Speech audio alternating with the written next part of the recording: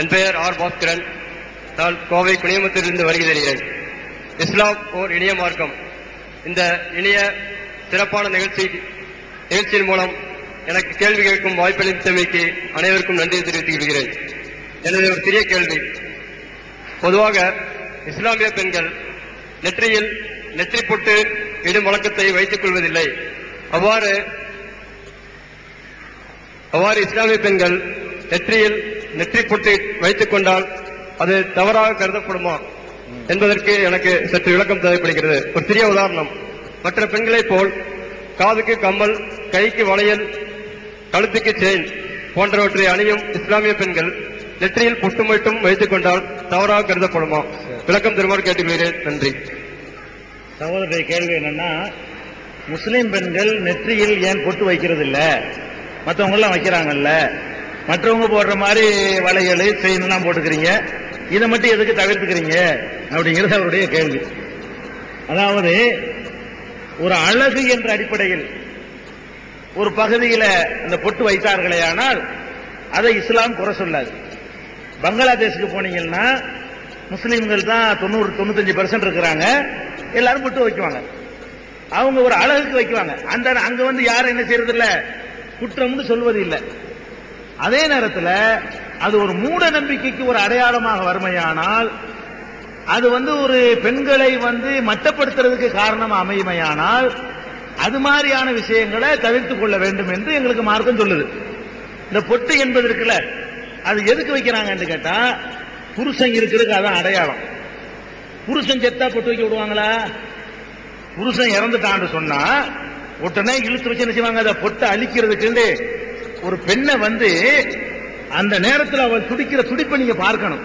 அதை ஒரு பழக்கத்துக்கு ஆக்கிட்டு 50 வருஷமா பொட்டு வச்சுக்கிட்டு இருந்த ஒரு பொம்பளைய திடீர்னு அதை அழிச்சா என்னமோ அவள் உயிரில் ஒரு உறுப்பை வெட்டி எடுத்த மாதிரி அவளுக்கு ஒரு ஃபீலிங் வரும். அந்த ஒரு கொடுமையான ஒரு நிகழ்வு இன்னைக்கு உலகத்தில் நடந்து கொண்டு இருக்கிறது. ஏன் அந்த அழகுக்கு தான் வைக்கிறோம்னு சொன்னா, அது என்ன புருஷன் இருந்தா தான் அந்த அழகு வைக்கணுமா? எல்லாரும் வைக்க கூடாதா? அப்ப அந்த அதுக்கு பின்னாடி உள்ள நம்பிக்கை இருக்கு பாருங்க, அது தவறா இருக்கிறதுனால பொட்டு வச்சு அப்புறம் அழிக்கிறது இங்க வந்துடும். இவங்களை பொட்டு வைக்க சொன்னோம்னு சொன்னா அப்புறம் நாங்க இறந்து போனோட எங்க பொண்டாட்டி மார்களை வச்சுருவாங்க, பொட்டு அழிக்குவாங்க. அழிக்கும் போது அந்த சில காட்சிகளை பார்த்தா நான் போயிருக்கிறேன். சில இந்து சகோதரர்களுடைய மரணத்துக்கு போகும் பொழுது ரொம்ப ரொம்ப வேதனையா அழுத்து வட்டிக்கிற அளவுக்கு அந்த பொம்பளை துடிப்பாங்க. அந்த உயிரே போற மாதிரி இருக்கும். அப்படி இல்லாம யாரு வேண்டாலும் சும்மா வச்சுக்கலாம், சும்மா ஸ்டைல் இருந்தா அதுக்கு அப்ஜெக்ஷன் இல்ல. அதுக்கு பின்னாடி உள்ள நம்பிக்கை தப்பா இருக்கும் பொழுது உங்களுக்கு அது வேண்டாம் இஸ்லாம் சொல்லுகிறது. அதே மாதிரி தாலியை இஸ்லாம் வேணாம்னு சொல்லுது. நகை எவ்வளவு வேண்டாலும் போட்டுக்கிறங்க, கையில போட்டுக்கிறங்க, கழுத்துல போட்டுக்கிறங்க, காதுல போட்டுக்கிறங்க, மூக்குல போட்டுக்கிறங்க, தாலிங்கிற பேர்ல வேண்டாம்னு சொல்லுது. ஏன் சொல்லுது?